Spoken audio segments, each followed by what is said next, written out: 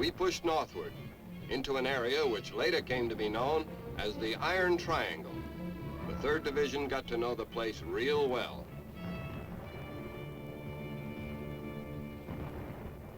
I'll never forget that triangle. It was shaped something like a noose. G2 had a line on a lot of communist activity in the triangle. Big build-up. They built up all right. But when they moved out against us, there were 200,000 commies pitted against our part of the triangle. It was the Communist Spring Offensive, and despite the fact that we threw everything we had at them, their numerical superiority was just too big, and the order came to pull back.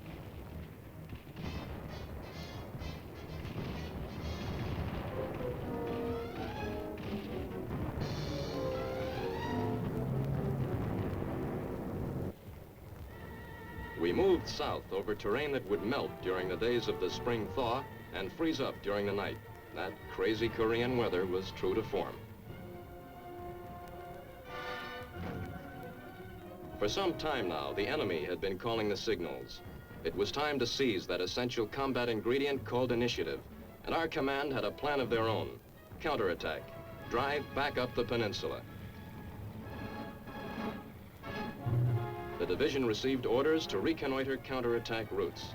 Despite mud, tank ditches, and mines, tanks and infantry moved out to the north once more.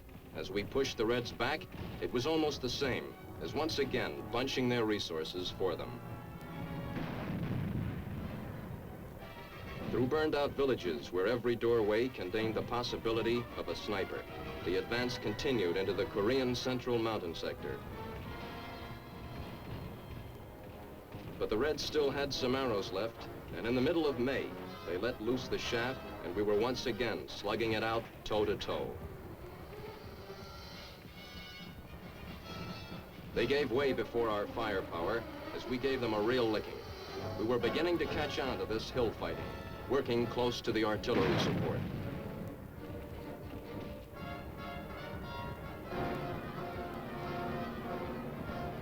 Not giving an enemy bunker the chance to suddenly come alive.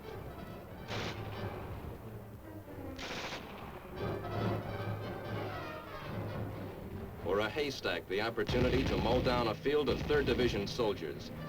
Yes, we were catching on to the only way to go about conducting a campaign in this country.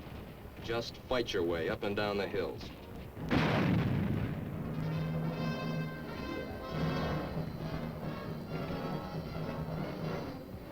The drive carried us through rice fields, and the pace increased as the enemy fell back. This was a full-scale United Nations offensive.